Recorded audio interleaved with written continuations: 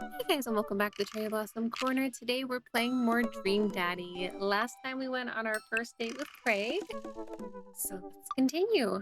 Let's see. While I'm doing my afternoon word jumbles, I hear the mail truck pull through the cul-de-sac. I wonder if we got any coupons today. The nice mail person slides a couple letters and a large yellow envelope through the slot. It takes a couple tries for them to get it in. Hey, my coupons. I take a closer look at the large yellow envelope. I lightly knock on Amanda's door. She probably has headphones on. Amanda? She yells through the door. What? I have something for you. I'm kind of busy right now. Can you come back later? Okay, just thought you'd want this big old envelope we got from HIA. Yes. Immediately, Amanda pushes her door open. Horn Institute for the Arts? I mean, if you're busy, I can come back. Father, please. I hand her the envelope, which she tears open with her teeth. That's probably bad for your teeth. She doesn't seem to hear me and spits out a piece of envelope. She pulls out a letter and unfolds it. And the suspense is killing me. This is her dream school. Amanda's face is unreadable. I can't believe this. Oh, honey, it's okay if you didn't. All right. I got in! Oh, I got in! Amanda tosses the letter aside and gives me a big hug. Congrats, sweetie. That's amazing. I'm so proud of you. She pulls away and looks at the letter again. Oh my god, I really can't believe I got in. Well, of course you got in. You're a great student, you nailed that interview, and your photography is incredible. Wait, Dad, I know this sounds really expensive, and it's so far away. I think for a moment. HIA was one of the more expensive schools that Amanda applied to, but I know she's had her heart set on it for the longest time. It'll be tough, but we're gonna make it work.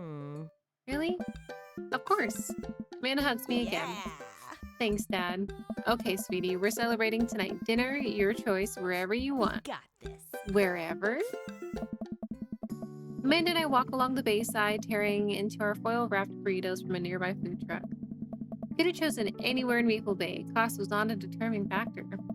Please, Dad, you know I'm a simple gal. Just give me a Rito with a view. Can't say I'm mad. Amanda and I sit on a patch of grass and watch ships sail lazily through the bay. Hey. And the dorms are right near a bunch of cafes, and there are all these galleries nearby, and there's a discount if you bring your student ID. And Amanda, slow down. You're gonna choke on your burrito. I know, I'm just excited. Did I mention that students get their own studio space once they're seniors, and we all get the professional photo editing software for free? It's nice to see Amanda so enthusiastic about HIA, but I wish she wouldn't do it between bites of her burrito. I thought I taught her to chew with her mouth closed. I wonder who my roommate's gonna be. You take a survey online and they match you with someone with a similar major and interest. I bet we're gonna be best friends. Craig and I were. A good roommate can be a lifelong friend. But don't even get me started on bad roommates. Oh no. I'm just kidding. We didn't have a bad roommate. Our only other roommate was a puppy that Craig brought home one night. We spent a semester fabricating a story about our new foreign exchange student who had a really bad cough that sounded exactly like a dog's bark. Carl All ruled. right. Oh, they let you have animals in the dorm if you get a note saying you need one, but I could afford one. I think I'd get a rabbit, or maybe a snake, or maybe both. Would a snake eat a rabbit though?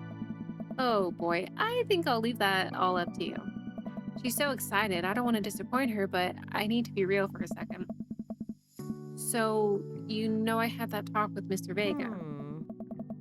He didn't tell you about the dumpster fire, did he? What? No. I don't want to put damper on the good news, but I need you to knock out of the park these last few months of school, okay? If you really want to go to Horns, we need that scholarship money. I know you can do it. Okay. I promise I'll try harder. I pat her on the back. Think you can handle a 14-hour drive to come home for the holidays? There's going to be some treacherous ice roads to cross. Don't even get me started on the paranormal occurrences. Well, it'll be worth it if I get to see you. My eyes immediately well up with tears. Oh, Dad, don't cry. Sorry. I'm just very, very proud of you. You're all grown up now, and you're such a good person, and I hope you know how important you are to me. Dad, stop. You're gonna make me cry, too. It's too late, honey. It's happening. Dad, I can't get tears on my burrito. It's gonna make it taste sad. I pull Amanda in for a hug and kiss her on the forehead. Love you, kiddo. Love you too, Pops. Aw, that was a sweet moment. Welcome. You've got dads. You've got dads. Any more? No? Okay. Back.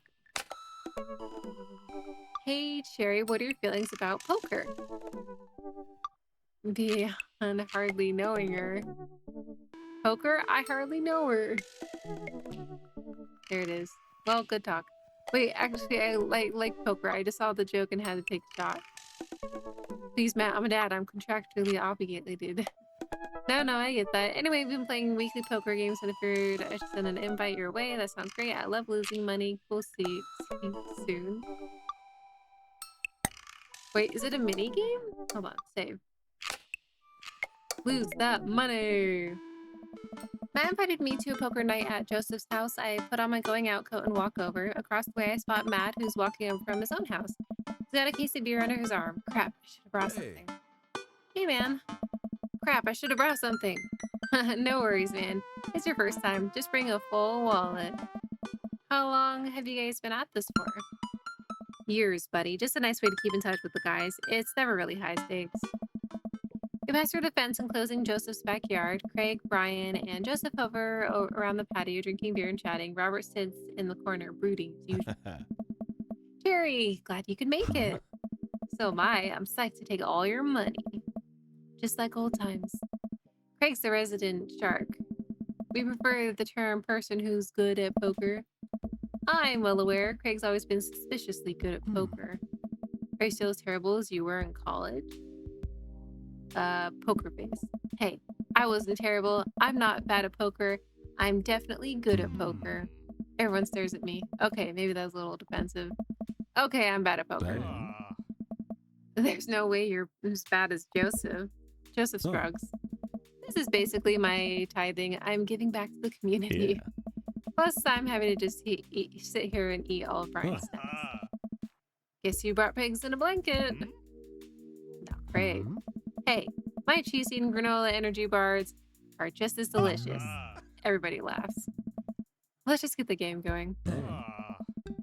We all take a seat at the table and Matt starts stealing cards. The first couple rounds go by easily as I'm getting the hang of things, but it's obvious that Craig is running the show here.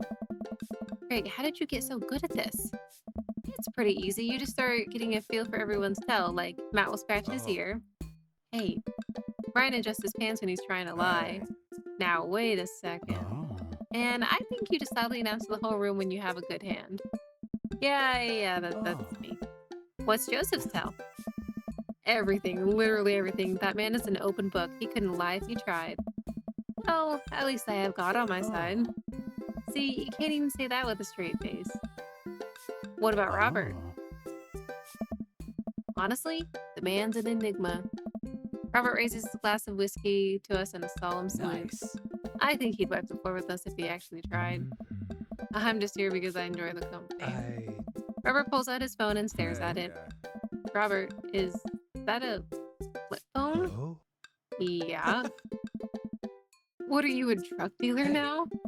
Yeah, what do you need? Horse, speed, Tijuana Johnnies? I can get you the street stuff easy, but if you're looking for something exotic or designer, that's maybe 72 hours and a favor call. Maybe I won't need you today, maybe I won't need you tomorrow, someday. Oh, I don't really, I think I'm good. Right. But still, if you got the coin, I got the goods. I dropped my phone in the toilet, and this is a backup until I can get it replaced under warranty. Everyone murmurs their sympathy, so we've all been there. We go back to playing. I really gotta stop eating these pigs in a blanket. Oh wait, I really gotta stop eating these pigs in a blankets. Pigs in a blankets? I don't know. But they're very good. I think there might be cheese in them. Ugh, I don't know if I got enough to raise you on this round. You can always bet your firstborn. If you think you can handle another one, be my guest. Briar and Hazel are a handful, to say the least. Buddy, you think 3 kids is a handful? Try 4. I'm operating at 100% dad capacity at all times. Actually, technically 5. Christine saw a commercial for one of those dolls that Booven wouldn't stop asking for, and we ended up getting it for her birthday party.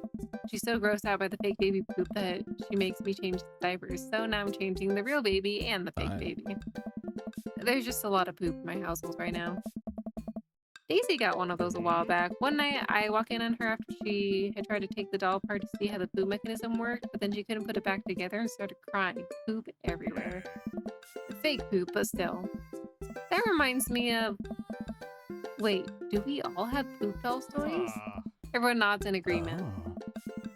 Guys, I really don't need any more poop in my life than there is already. Can we just get back to poker and not talk about poop? Matt deals another hand and we quickly forget about the poop. We run out of pigs and blankets. So we switch over to Craig's healthy snack food. It actually isn't terrible. These kale chips are phenomenal. We should sell these at the coffee shop. It's my own recipe. I'd be happy to give it to you guys. I can see it now. Pierce the kale chips. Hey. Pierce the Veil is a popular post-hardcore screamo band out of San Diego. Well, look at Matt, confused. Oh, man.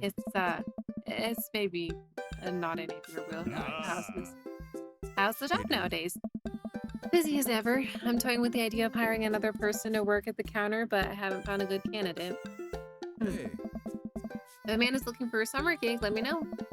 It's really nice of you, but I think she's been burned too badly by coffee shops before, literally, not figuratively. Matt cocks his head to the side. I'll ask her though. We get down to the final hand of the night, and it's Craig in the lead by landslide. Joseph has long since lost all of his chips and is taken to tidying up, refusing any help from the rest of us. Brian deals us all cards. So, what's it gonna take for Robert to give a damn on this round? Robert looks up from his half-empty glass of whiskey. You really want to unleash the beast? Well, now I'm curious. Got a long history of being a gambling man, but I'll only do it if you make it interesting. None of this penny chip nonsense. I got a Lily's 18-year single blend sitting in my closet right now. Was saving it for when River turns 21, but I'm willing to put it up as collateral. Now you're talking my language. He throws the keys to his truck on the table. She's seen better days, but she can still pull a tree trunk out of the ground. Nope. Myself and everyone else at the table immediately folds. Deal the cards, Bry Guy. Are you guys sure you wanna...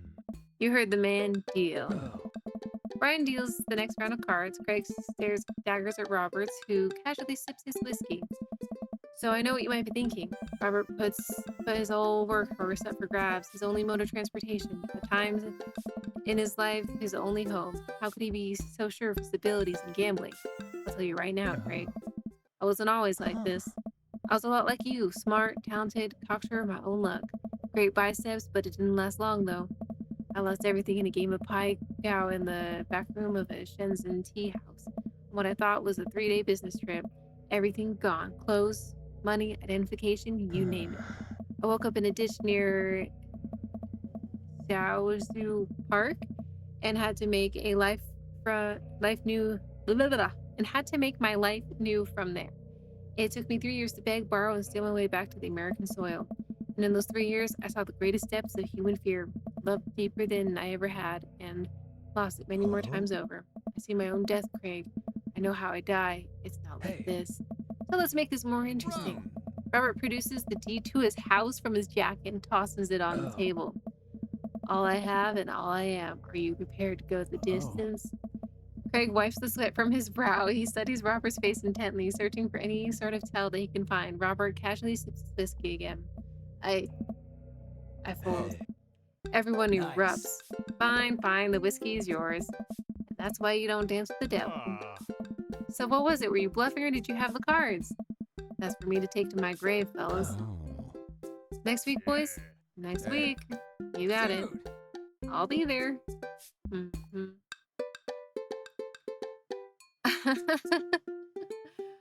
Sure thing. This has been a very relaxing, and I sincerely doubt I will wake up in a cold sweat thinking about it tonight.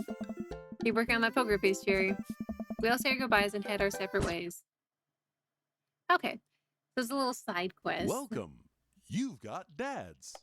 Welcome, you've got dads. Okay. I think I can technically go on like 1 day through. I'm just gonna go all in. All right, Craig, let's do this.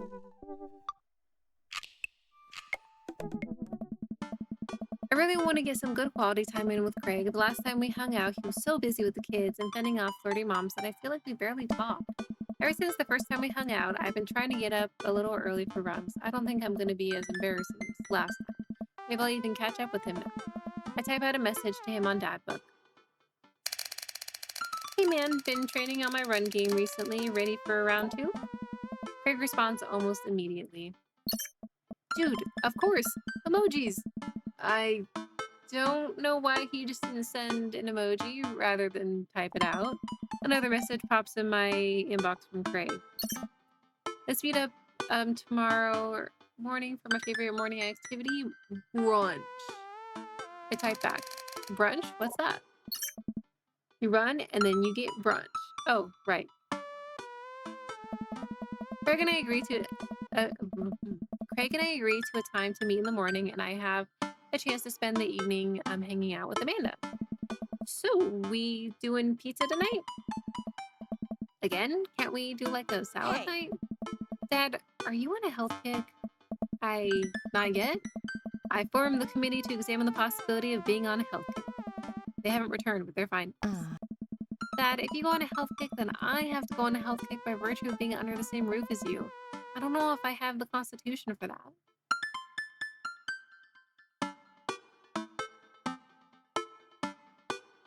The committee is still out.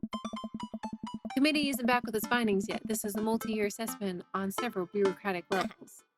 Well, Amanda picks up the phone and stares at me unblinking as she dials. Hi, yes, can I get an extra large pizza with chicken, bacon, extra cheese, and tomatoes, and a couple of the garlic sauce cups? Amanda, you're going a little north here. Oh, right. Can you maybe throw some leaves on there or something? Yeah, he's going on a health kick. Yeah, Rico, I know, it's tragic. Amanda listens for a second. Hold on, I'll ask. Dad, is oregano a salad? Oregano is a salad. Yeah, Rico, sprinkle some of that stuff on there. Yep, cash is fine. Say hi to the wife and kids for me. Amanda hangs up. Rico says hey. The food gets delivered and we plop down on the couch to eat some za. Just be careful, running is a gateway drug. It's a slippery slope, Dad. First you go on a couple light jogs, and before you know it, you're converting the garage into a home gym and renewing your subscription to some sort of weekly kombucha delivery service. Question. Shoot. What's kombucha? Oh, okay, so you aren't too far gone yet. I'm just giving you a hard time, Pops. I'm really happy you're running more and caring about your health. I want to keep you around for as long as possible. Thanks, kiddo. Speaking of which, I'm running with Craig tomorrow. You gonna be able to keep up with him? Hey, probably not. We laugh and eat more pizza than is probably healthy for the name of carbo loading. I call it a night early so that I'm ready tomorrow. When I first started running in the mornings, it was pretty hellish. Now that I'm a few sessions in, it admittedly has gotten a little bit easier despite it always ending in me dry heaving over a trash can. Is that what the runner's high is? Just dry heaving? I lace up my tennis shoes, throw on a t-shirt from a rider's summit I went to 20 years ago, and head out the door at a moderate jog. Craig is already outside with River strapped to his chest. He's dressed head to toe in color-coordinated running gear. Wow, I look like a total schlub next to this guy. Hey, bro. Morning, Craig. River gonna be running with us? Yes, as she can. We're taking it to the limit, aren't we, kiddo? Goo. Oh, I know what that means. Craig hands her a stuffed toy, which makes her smile ear to ear. That's Arnold the capybara. Sometimes it's the only thing that'll get her to stop crying. Oh, I've been there. Amanda had a stuffed panda that she carried around everywhere. She would have a tantrum if we even tried to wash it. It was gross. So you've been running lately? Every morning for 30 minutes. I'm basically an elite athlete by this point. Well, I'll try and keep up. So where are we headed? I was thinking that we could do a couple laps around the park. Okay, that sounds reasonable. Then we'll do some hill climbs up a slope. Okay, I can probably handle that. And then we'll close it off by doing some wilderness survival hike running to increase our agility. I'm suddenly struck with the overwhelming need to crawl back into bed. That sound okay to you? I usually like to throw some timed murder sprints in there, but I'll go easy on you since you're a beginner. That sounds like something I'm able to physically do. Great, let's get started. Craig and I finally arrive at the park. A few other lone joggers make their way around the perimeter, and River waves enthusiastically at everyone we pass. It's a lot more peaceful in the mornings, aside from birds chirping and River gurgling away in the stroller. It's pretty quiet. All right, good warm-up. That was the warm-up? Let's start the show. But wait. Craig reaches into his bag and tosses me a water bottle. I fumble, but thankfully don't drop it. You gotta hydrate, bro. I take a long drink from the water bottle and feel reinvigorated. Man, I don't drink enough water. Hey, I look down and pick up Arnold River's toy and hand it back to her. So drop this. Thanks for looking out, bro. You ready? Yeah. Hmm. We finally finished our however many teenth lap around the park. I'm breathing heavily, but I can't believe I actually didn't lose Craig. He's even breathing heavily too, which makes me feel a little better. I look down at my shirt and notice that I'm drenched in sweat. Huh. Almost looks like a brownie face. That's one. What? Hey! I'm just kidding. Good hustle out there. I'm really impressed. You're way better than the last time I launched you off a treadmill. Yeah, man, you really pushed me to my limit just now. I can't believe I held on. Sometimes you just need someone there with you to push you to do your absolute best. I'm glad I could be that guy, bro. Who's ready for hill climbs? Now, Oh. there's my little cheerleader. Sherry, you ready?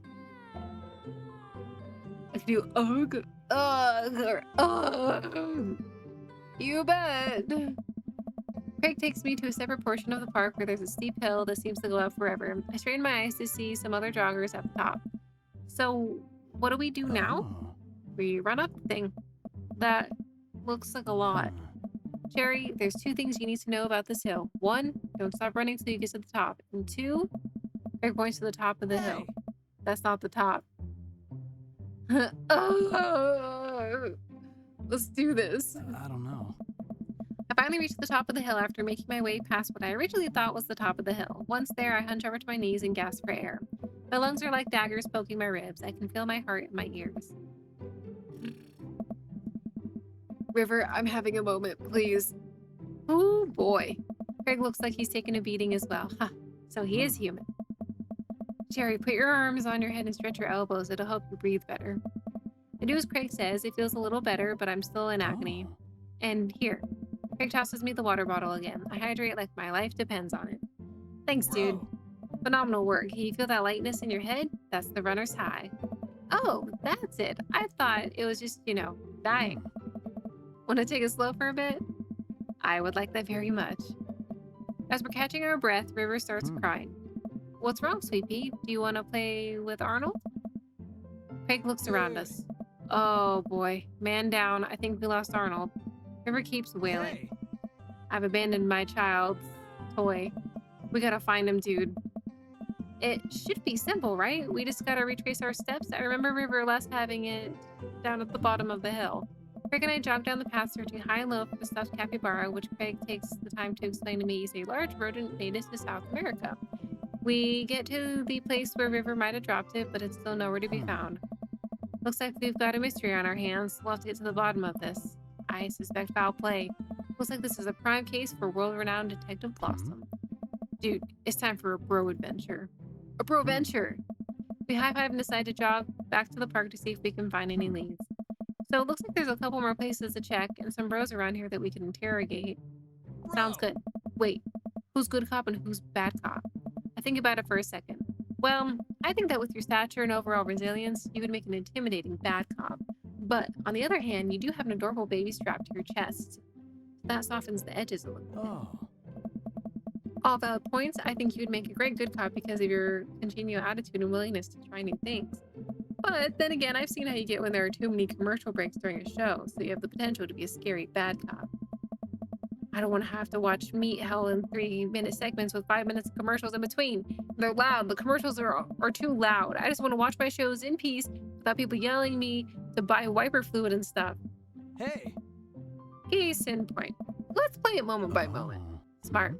So, where to, Protective?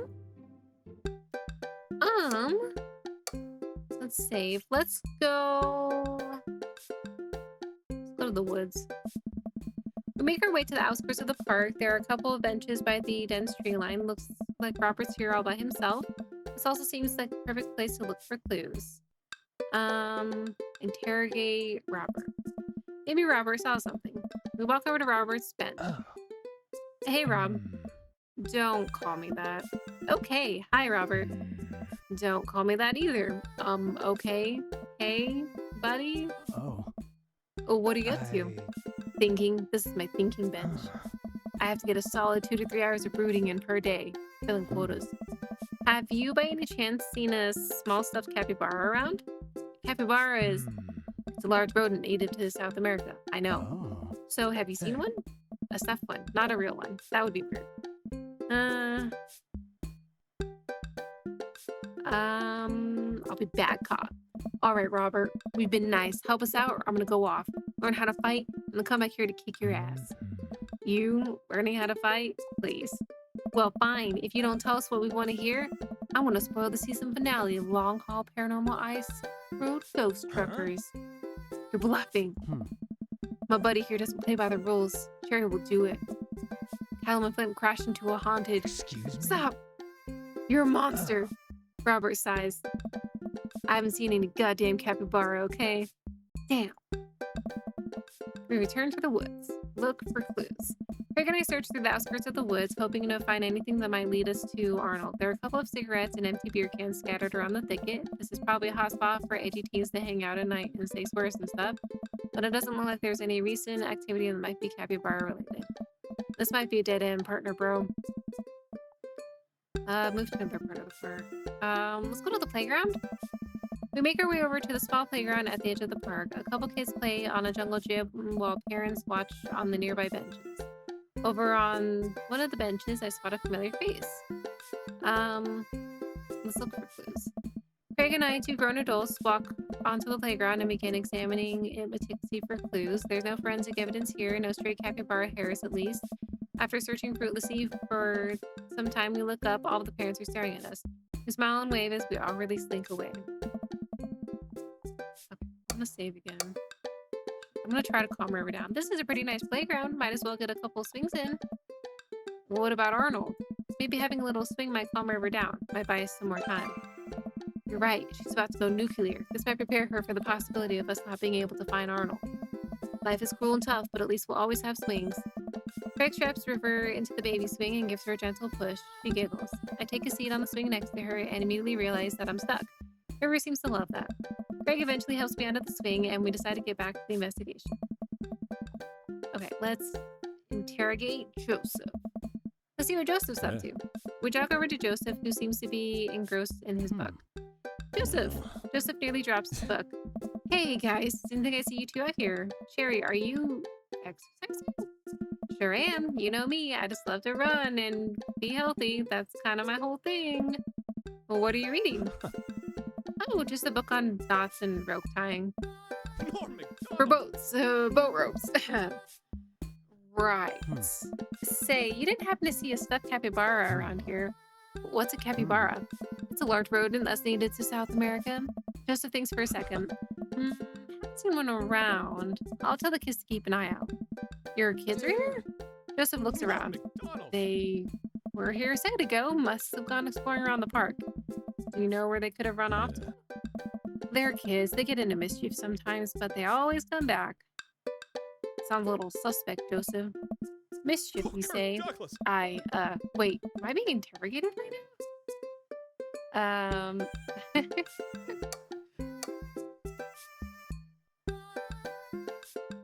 Only if you did something wrong. What are you hiding, Joseph? Whoa, kind of getting the third degree here. This is serious. There's capybara on the line. I mean, you're more than welcome to ask Christian and Christy. I imagine they have their ears to the ground on all the latest playground drama. They might be somewhere around the woods. Thanks, Joseph. We'll let you get back to your rope book. Boat ropes. I've dad deuced where we should go next. Let's go to the woods to talk to them. We return to the woods. Joseph's twins must be around here somewhere. Time to grill Robert again. We walk over to Robert's bench. Oh, Christ. What now? Be good, cop. Come on, Robert. The sooner you tell us what you know, the sooner we can let you get back to brooding. Bad cop time. Robert, if you don't help us, I'm going to put you in a headlock. Is that a threat or a promise? Oh. Whoa, slow down. Oh. Back off. Okay. Clock ticking, dude. Where are we going next? Let's go to the field. Wander out to grassy fields at the center of the park. There isn't a whole lot to see, but there's a few figures camped out on a blanket, and the grass could hold any number of secrets.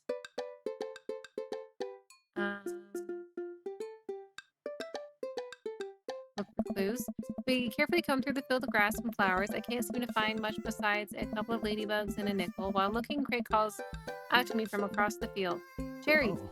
I jog over. Craig is kneeling in the grass, inspecting something. I approach, my heart in my throat. As I lean over Craig, I see it. This is Arnold's leg. I put my hand over River's eyes. No one should have to be subjected to this senseless violence. My God, who or what would do Oh. this? I don't know, but now I think we might be dealing with something beyond our grasp. I can't look at this anymore. I turn around, trying to wipe the image of the stuffing strewn across the ground from my mind. We're running out of time. We may already be too late. Bag it and tag it. Let's keep moving. Talk to Matt and Carmencita. Carmencita spots us from across the way and waves. She's sitting down with her dad on a sunny green patch of grass. We Hey. jog over. Hey, dudes. Hey, bro. We just sat down for a picnic. Want some snacks? Got anything to increase my glycogen reserves? We have apple slices? Thank you very much, tiny bro, but I should be fine. Hey. You guys working out? Good day for it. Yep, I'm the picture of health and athleticism. Good transition, Cherry. Say, you haven't seen a stuffed capybara around here, have you? What's a capybara? It's a large rodent that's native to South America. Wait a second, how do you know what a capybara is? You wouldn't happen to have had hands-on experience with one recently, would you? We learned about capybaras in the 4th grade. I think it's more suspicious that you know what a capybara is. Hey, dude. Oh my God. What if I took Arnold? What if I'm the culprit and I just don't remember? I quickly checked my body for any Polaroids that I might have kept on my person to remind me of who to trust and who not to trust. I saw Memento once and I'm pretty sure that's how it works. Nothing. But what if that's what I wanted myself to think? No, Cherry, don't let them win. I shake off the thought.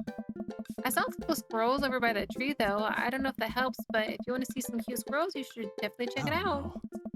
Thanks for the hot squirrel tip, Carmencita. Nice. Well, we better get moving. Gotta find that capybara before River here has a Hey. breakdown. Good luck. Let me get some apples for the road, though. Carmencita hooks me up with some road slices, and we're on our way. Check out those squirrels. Where did the suspect say the squirrels will be again? The tree. Ah, there they are. Carmencita was telling the truth. These are some rad squirrels. River seems happy. This may have bought us some extra time. Okay. Interrogate River. Wait, let me try this. It's always the culprit you least... Wait, let me try this. It's always the culprit you least expect. I get eye to eye to River, with still looks like she's on the verge of Hey. tears. Good cop. Hey, sweetie, believe me. No one wants you to find your capybara more than me, but we need more clues. And I think somewhere in that baby brain of yours, you might have something that'll lead us to the perp. So what do you say, kiddo? Bleh. I turn to Craig. We're getting nowhere with the witness. We maneuver back to the field.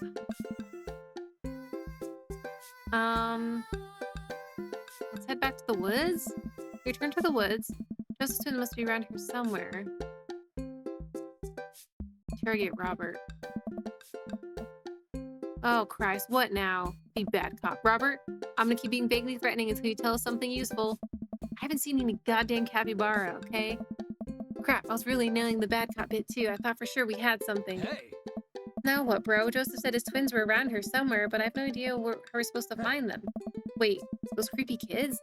Why didn't you tell me that had something to do with this? Huh, maybe I should have left the good cop, bad cop routine to the pros on TV. Yeah, Robert, bro, do you know where they are?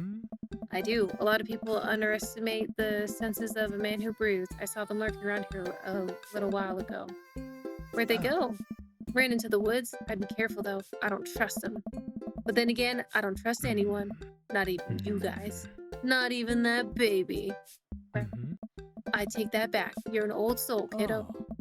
Thanks for your help, Robert. River's screeching is louder than ever. I'm exhausted. Craig is exhausted. No. Okay. We need to try this again. No, wrong one. Okay. Let's go back. Cut stuff up. Bro. Hand over the capybara. Oh, here we go. Okay. Craig holds up Arnold's severed leg. I have to look Oh. away. You two got sloppy. You left evidence behind. I think you'll find that this leg fits perfectly onto his body. Christian and Christy look at each other. They don't know what to do. How about a deal? You give us the capybara and we don't tell your dad about this. Fine. She hands over the stuffed animal. And give us those safety scissors. They're clearly no longer safe in your hands. She hands them over. I'm glad we could figure this out. Come on, partner. Oh, thank God. That took. Okay. I think I wasted a little too much time last time. Okay. Greg and I start making our way out of the woods. He turns around and calls back to the twins. Tell your dad to stop letting you watch true crime shows. With the capybara back with its rightful owner, Craig and I shamble into a nearby diner, exhausted from our adventure. We find ourselves a corner booth and settle in. That was a tough case, but we cracked it. We're different now. Changed. Did we get in too deep? Bro. It's something a hearty brunch can't fix. My stomach grumbles. I suddenly realize how big of an appetite I worked up. Brunch. Give me brunch. I have strong philosophies on brunch. Oh. You see, the first thing you do is divide your brunches between bougie brunch, the upper class mimosas and eggs benedict brunch, and grimy brunch, the give me coffee and bacon and cheesy hash browns brunch. There's a time and place for both. I think most of life is figuring out which one you need more. Hmm. So, what kind of brunch dad are you, Cherry? I feel like grimy brunch. Make it fried and oily and clean the floors with the hose and I'll be happy. Hmm. A fine choice, but wait, aren't you going on a health kick?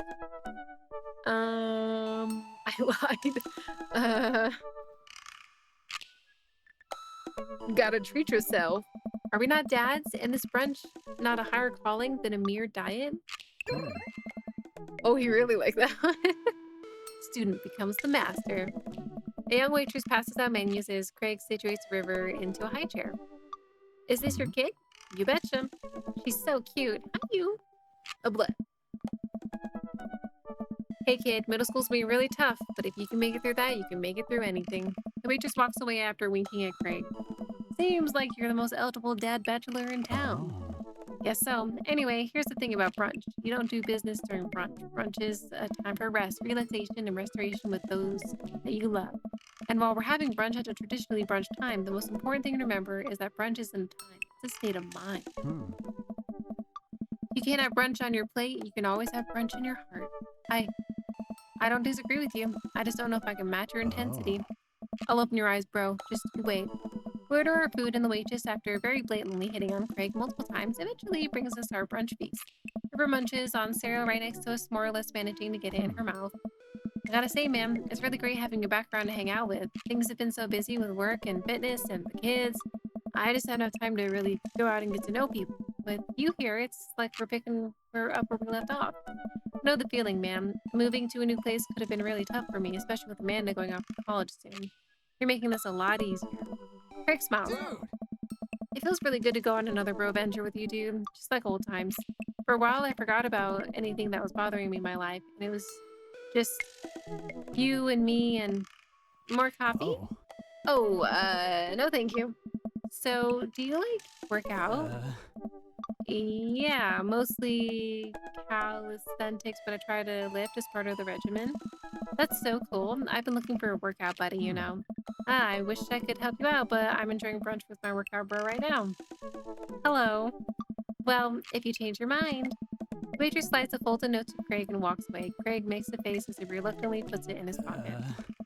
We can't take you anywhere, can we? Bruh. Huh? It's a blessing and a curse, isn't it? The next time we hang out should be in the middle of the woods where people can't interrupt us. And also maybe in some different woods than the ones where little kids like to vivisect things. Craig laughs. Man, remember all of our camping road trips back in the day? Joshua Tree, Yellowstone? That was the best. I'd give anything to do that all over again. Dude, we should do a camping weekend. Oh, I don't know, bro. I'm an adult now. I've all these adult responsibilities. I don't think I can just drop everything to go hang out in the woods for a few days, you know? Come on, dude. If we plan things right, we can do this. Craig, don't you ever do anything for yourself? Craig stares into his coffee mug. Of course I do. Yeah, like what? Oh. Sometimes I let myself have one scoop of vanilla ice cream before bed, but only if I didn't meet my caloric intake for the day. Oh. And sometimes I let myself hit the snooze alarm, but only once. Dude, you gotta relax sometime or it's gonna kill you. Please come camping with me. It'd be so fun, Hmm. bro. I guess I could get Smashley to take the kids for the weekend. Oh. I'll think about it. Hmm. We finish our brunches and head back to the cul-de-sac. Oh. By the way, great job keeping up today. Seems like you're already making a lot of progress. I'm probably gonna need a bit of recovery time after this. Tell the girls I said hello. Bro. I will. See you, bro detective. I say goodbye to Craig and step inside. God, I'm ready for a shower, a gallon of water, and a nap. I bet Amanda's still asleep. Eh? I crack, crack, o- I crack open the door to find her still in bed, sleepy scrolling through her phone. Morning. Afternoon, actually. Hmm? Right, how was brunch? It was good. We got kind of sidetracked because we had to travel into the depths of Maple Bay's dark underbelly to find a toy river dropped, but, I actually feel pretty good. My legs give out. I find myself on the floor of the Huh. hallway. I'm just gonna hang out here for a while. You take your time getting up. Date complete! Oh, God.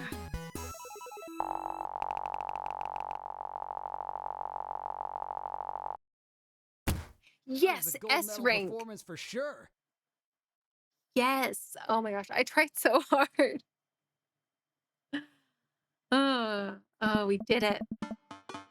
Well, it's been a long day. I'm just about ready to pack it in. After a few bites of ice cream from the freezer, I turn off all the lights and walk down the hall to my room. I wonder if Amanda's still awake. That kid needs some sleep. As I pass her room, I can hear a faint sound, but I can't quite make out what it is. I get a little closer. Is she crying? I knock gently on the door. Hey, Amanda? The crying immediately stops. All right now. Her voice sounds strained. She sniffles. I need to make sure she's okay. I open the door. In the dark, I can see Amanda's outline in the middle of her bed, knees hugged up against her body. Is everything okay? I don't want to talk about it. Did something happen? No, nothing happened. Go away. Something must have happened. Amanda, get out. Okay, okay. I quickly leave the room and shut the door behind me. Once the door closes, I hear her crying again. Wow. What has her so upset? She seemed fine earlier. She's usually so open with me. Did I do something wrong? Is she mad at me? I guess if she wasn't before, she definitely is now. I can't even remember the last time she snapped at me like that. I have a hard time falling asleep, but when I finally do, I'm still thinking about Amanda. After a long night of very little sleep, I roll out of bed and make myself a pot of coffee. Amanda should be up for school soon, but maybe she'll be willing to talk about whatever's bothering Huh? her. About 10 minutes before she's supposed to leave, Amanda comes out of her room and makes a beeline for the freezer. Morning, Amanda. Morning. She drops a frozen waffle into the toaster and slams the freezer door. She won't look at me. Yikes. So, anything big going on at school today? Uh, No. Okay. Do you need a ride to school? No. Want some coffee? Amanda pulls the toaster lever up and takes her still freezer burned waffle out before it's finished cooking. I have to go. Amanda picks up her bag and storms out. Oh, okay. I haven't seen her act like this in a long time. She's usually short lived, but always hurts. Hopefully, this blows over and things are back to normal soon. I sit back at the kitchen table and look at a picture of Amanda and I hang on a wall. In it, I'm teaching her to ride a bike. Her face is a mixture of excitement and pure, unadulterated fear. Remember how determined she was. Every time she would fall off and scrape her knee, she would get up and try it again. Finally, I had to stop her because she was bleeding everywhere. Then she started to cry because she didn't think she needed bandages and wanted to keep trying. As I put the bike away, she just stood in the middle of the street and screamed. Then I took her for ice cream and it was like nothing even happened. After giving it a if I decided that if I force her to talk about it, I'm only going to make things worse. But I have an idea. I start rummaging around for ingredients. I hear Amanda walk in the door. Instead of heading for the kitchen like she usually does, she makes a beeline to her room. She's clearly trying to avoid me. Hey, Pumpkin? What? Can you come here for a sec? There's a moment of silence. Yeah, I wanted to say sorry about last night. I'm just worried about you, kiddo. I get scared when I know something's wrong, and I get even more scared when I feel like I can't do anything about it. Dad, so just whatever it is, and you don't have to tell me if you don't want to, but whatever it is, just know that you have a dad in your corner who wants you to be happy. oh. Honey, you know I'm bad with words, so I was hoping I could speak a language we both understand. I pull a cake out of the refrigerator and place it on the table. Hopefully the frosting is set by now. Ta-da! Dad. Sorry you're sad, but I support you 100%. It took me a really long time because I ran out of red frosting somewhere around sad and had to start over, and this is beautiful. It's strawberry. Amanda gives me a big ol' hug. I grab some plates and forks and serve us up some delicious cake.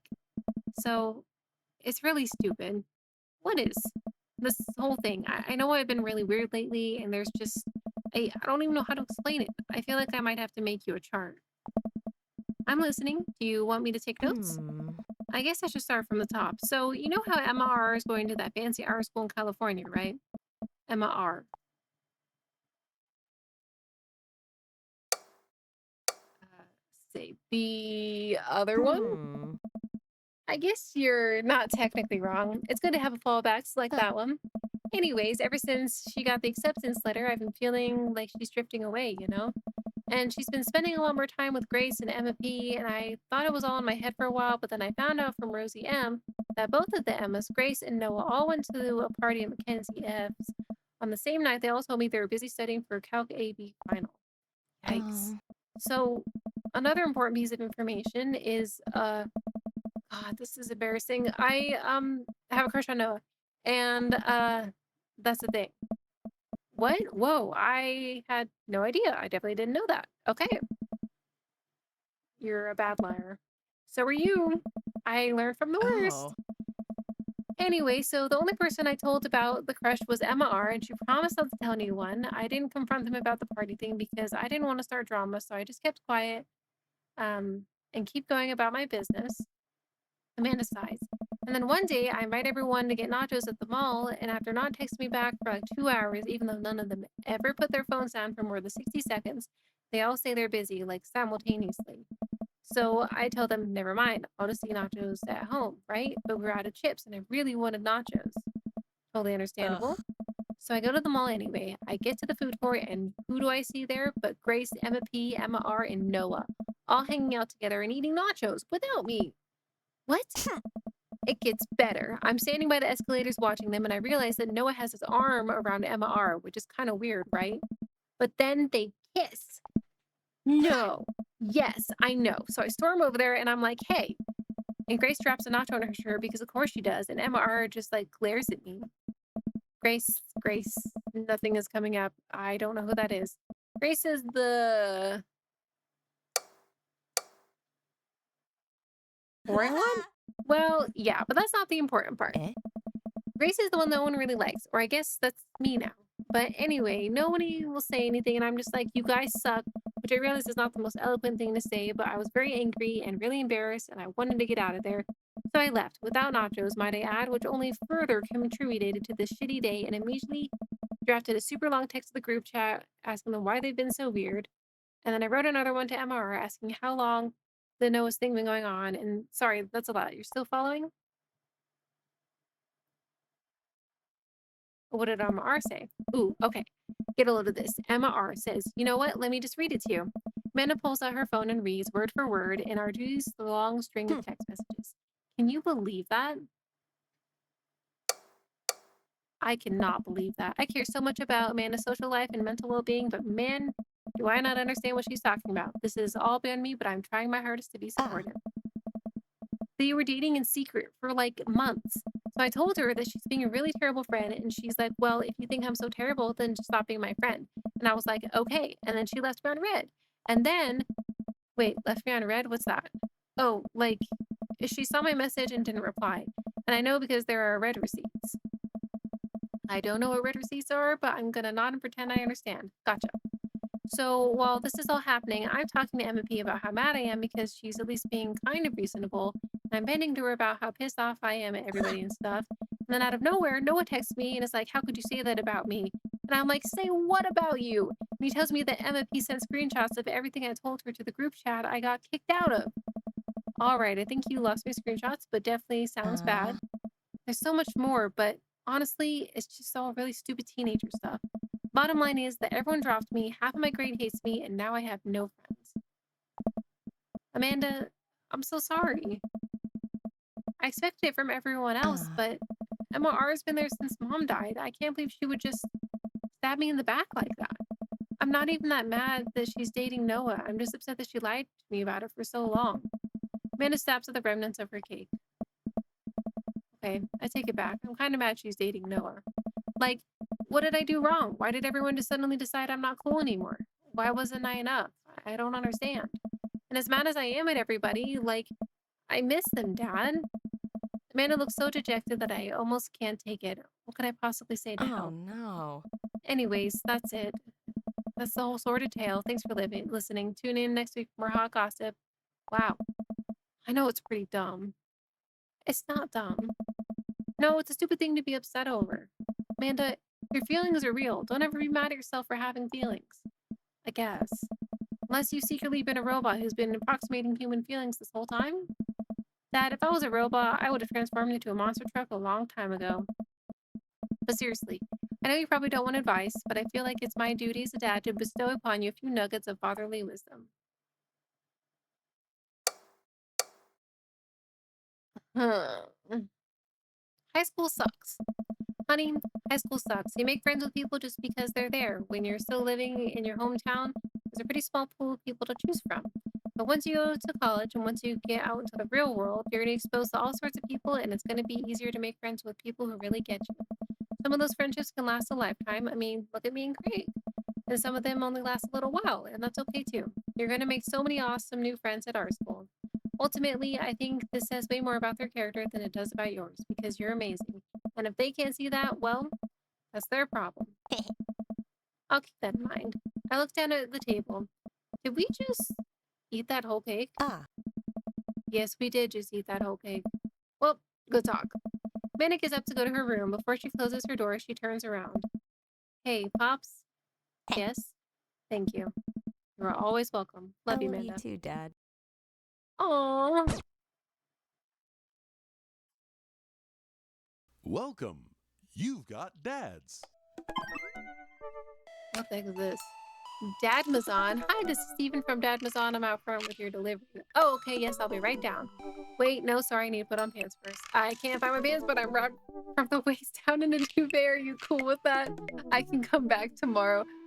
No, wait, I'll be right down. I found some sensible. Okay, hold on. Let's put some pants on. Oh, I got a package. Wonder what it is. Oh, I bet it's that package of socks I ordered. I open up the box and start pulling the packing peanuts out. Man, these socks freak. Okay, that's definitely not socks. It's butterflies. Oh boy, I don't even want to know what Amanda was planning on doing with these. Hey Amanda, your box of dead butterflies is here. What's up? Are you sacrificing them? What? You ordered butterflies? You can order dead butterflies online? Wait, so these aren't yours? No, but I'm definitely ordering some right now. Okay, love you. I take a look at the box again. Ooh, this is addressed to Damien's house. Yeah, let's bring it to Damien. I should take it over to him. Jeez, I forgot that his house looked like that. I walk over to Damien's house with the box. I pull back his door knocker, but suddenly the door opens. Mr. Blossom, to what do I owe the pleasure? Whoa, how did you know I was about to knock? I don't know. Oh, okay. Anyways, I think this got delivered to my house by mistake. I hand him the... Oh, I'm not trying to flirt with you, Damien. I'm just giving you your package. I hand him the box and his face lights up. What a wonderful surprise. I was just about to send a strongly worded letter to the courier service about this. Many thanks.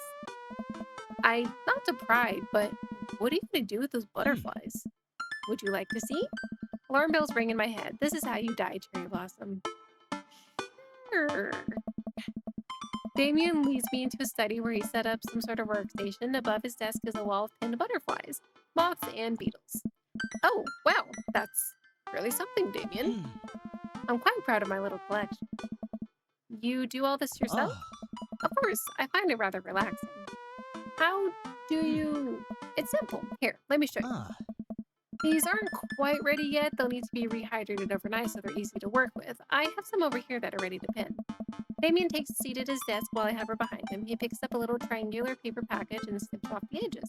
He pulls out an all-black butterfly and shows it to me. I'm rather excited about this one. It's a turquoise swallowtail. He gently opens the wings, spreading the butterfly out on the table. The backs of the wings are a gorgeous, iridescent green color.